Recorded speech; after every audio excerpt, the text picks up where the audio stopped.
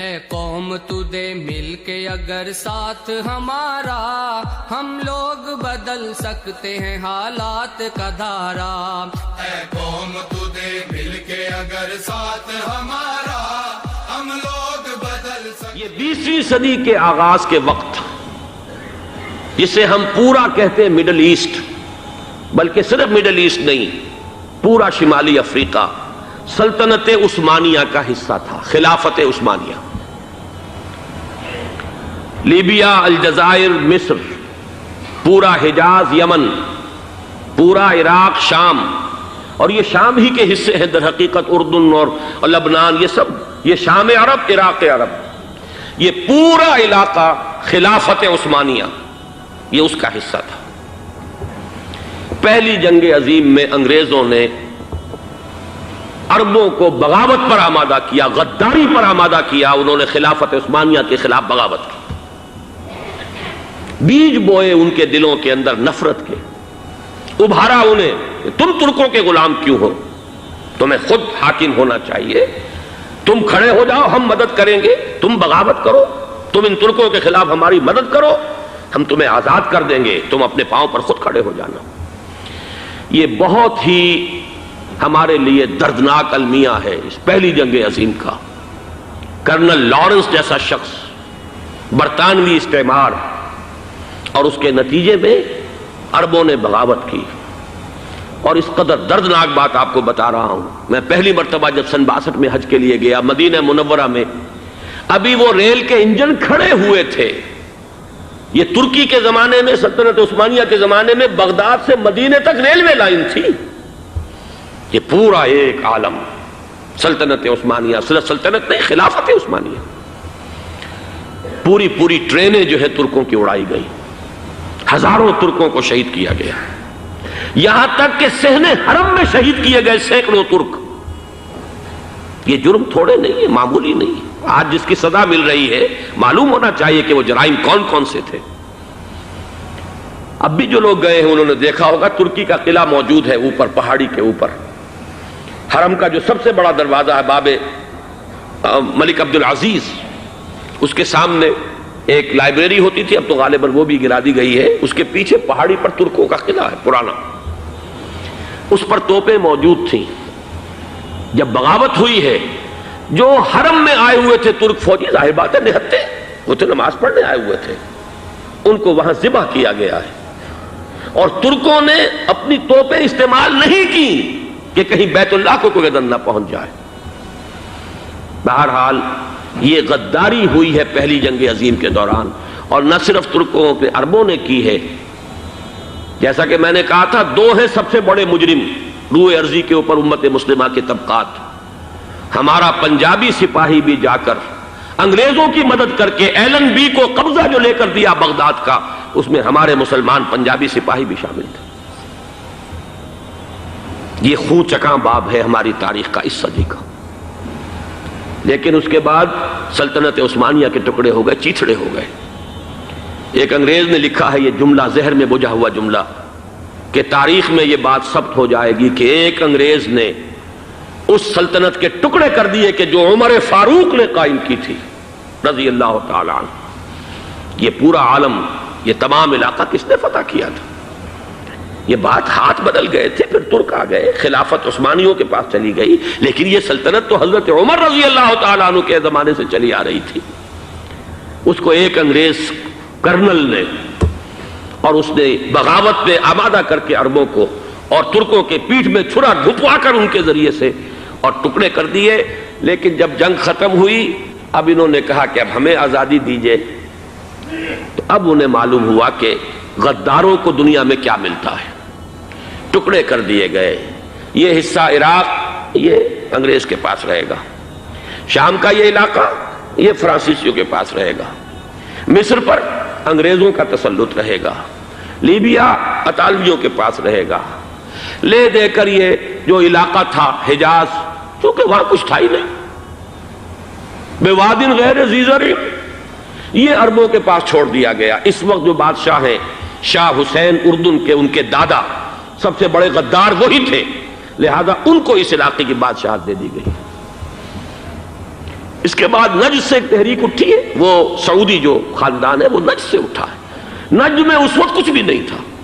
وہ تو صرف ریت کے تودے تھے اور کچھ بھی نہیں، لہذا ادھر کسی استعماری قوت کو دیکھنے کی ضرورت ہی نہیں تھی۔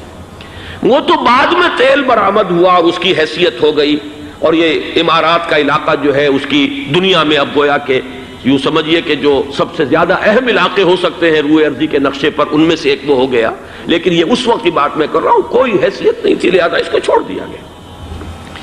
یہ ہے تاریخی پس منظر، یہ لکیریں جو کھینچی گئی ہیں،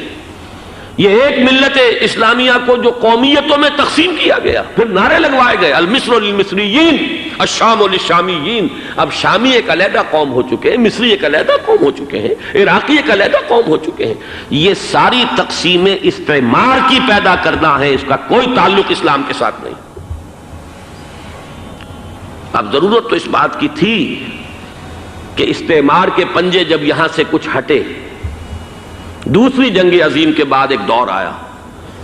امریکہ ابھرا ہے دنیا کی عالمی سطح پر سیاست میں، اس کے ہاں کچھ آزادی کے تصورات تھے، اس نے بھی سپورٹ کیا۔ برطانیہ کمزور ہو چکا تھا، وہ اتنے بڑے علاقے کو اب ہولڈ نہیں کر سکتا تھا، ہندوستان بھی آزاد ہوا، پھر یہ کہ اور دوسرے علاقوں سے بھی اس کو پسپائی اختیار کرنی پڑی۔ استعمار کے پنجے جس طرح بھی ہوئے، ان کے سینوں سے، عربوں کے سینوں سے جو ہے گویا کہ وہ ہٹے،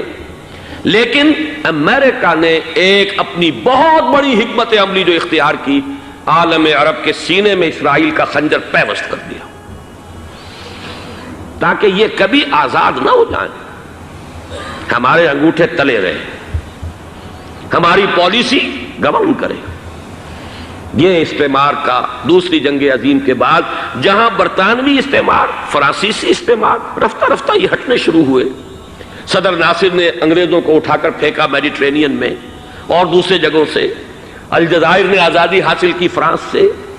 اطالویوں سے جو ہے لیبیا والوں نے آزادی حاصل کی، یہ ہو گیا، لیکن ایک خنجر پیوست کر دیا گیا اسرائیل کا سینہ عرب میں۔ اس صورتحال میں ظاہر بات ہے کہ ایک تو بڑی آئیڈیل پوزیشن تھی کہ پورا عالم اسلام متحد ہو، لیکن وہ تو بہت دور کا خواب معلوم ہوتا ہے۔ علامہ اقبال سے بڑا کوئی نقیب نہیں ہے ملت اسلامی کی وحدت کا، ایک ہو مسلم حرم کی پاسبانی کے لیے نیل کے ساحل سے لے کر تا بخاک کاشغر، لیکن انہیں بھی اپنے لیکچرز میں کہنا پڑا کہ اس وقت جو صورتحال ہے پورے عالم اسلام کی ایک وحدت بن جانا تو تقریباً ناممکن نظر آ رہا ہے، اگر کسی طرح ایک common wealth of Muslim nations وجود میں آ جائے تو بھی بڑی کامیابی ہوگی، لیکن اس سے بھی پہلے یہ تو زیادہ آسان تھا کہ عالم عرب ایک وحدت کی شکل اختیار کر لے۔ یہ تو ایک قوم ہے، اکثر و بیشتر ایک نسل یا زیادہ دو نسلیں کہتی تھے، شمالی افریقہ میں بربر نسل بھی ہے، باقی تو سب عرب ہے۔ یہ پورا عالم ایک نسل، ایک زبان، پورے اتنے رقبے کے اوپر بولے جانے والی ایک زبان، یہ تو ایک ہو جائے۔ افسوس یہ ہے کہ اس کا ایک ہو جانا، ایک شخصیت ابھری تھی جو مذہبی مزاج کی شخصیت تھی، جو دینی مزاج کی حامل شخصیت تھی، اگر اس کی قیادت میں عالم عرب متحد ہو جاتا تو واقعتاً ایک بہت بڑا جو ہے مرحلہ وہ طے ہو جاتا پوری عالمی ملت اسلامیہ کی ایک وحدت اختیار کرنے کا۔ وہ شخصیت تھی شاہ فیصل شہید کی، اور اس لفظ کے ساتھ ہی آپ کے ذہن میں آ گیا ہوگا کیوں انہیں شہید کر دیا گیا، کس نے کیا کرایا، کہاں سے تعلیم حاصل کر کے آیا تھا وہ جس نے شہید کیا شاہ فیصل شہید کو، اس کی گردن پر کون سوار تھی، وہ یہودی لڑکی کے جس کے فوٹو بھی شائع ہوئے، ایک گردن پر اٹھائے کھڑا ہوا شہزادہ اپنی ایک یہودی دوست کو، لڑکی کو، اور وہی ہے کہ جس نے جا کر پستول سے شہید کیا ہے۔ جان میں اچھی طرح جان لیجئے، جیسے بارہا میں نے عرض کیا ہے کہ حضرت عمر کو شہید کرنے والا کہنے کو ابو لولو فیروز تھا، لیکن اس کے پیچھے پورا ایرانی نسل پرستی کا جو پورا پس منظر ہے، اسے تو ہر شخص جس کی ذرا بھی نگاہ جو ہے جو صرف منظر کو نہ دیکھ رہی ہو، پس منظر کو بھی دیکھنے والی ہو، وہ تو جان لے گی کہ ابو لولو فیروز ایک فرد کا نام نہیں تھا، وہ ایران کا انتقام تھا عالم عرب سے۔ بالکل اسی طریقے سے یہ امریکی استعمار کا ہتھ کنڈا تھا، اسے محسوس ہوا۔ شاہ فیصل مذہبی مزاج کا شخص یہ ابھر رہا ہے، اور یہ شاہ فیصل کی حکمت عملی کا ذرا آپ اندازہ کیجئے،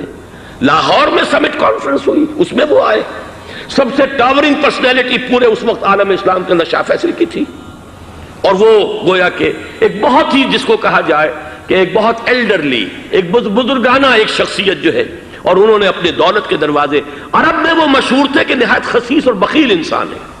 اس لیے کہ وہاں وہ خرچ کرتے تھے حساب کتاب کے ساتھ، لیکن ان کے خزانے کھلے ہوئے تھے عالم اسلام کے لیے، ادھر بھی مدد ہے، ادھر بھی مدد ہے، ادھر بھی کام ہو رہا ہے، ادھر بھی کام ہو رہا ہے۔ پھر انہوں نے تیل کا ہتھیار استعمال کر کے ایک دفعہ امریکہ کو دن میں تارے دکھا دیے تھے، لہذا ان کا ہٹایا جانا سین سے یہ امریکی استعمار کے لیے لازم۔ سبحان اللہ والحمد للہ لا الہ الا اللہ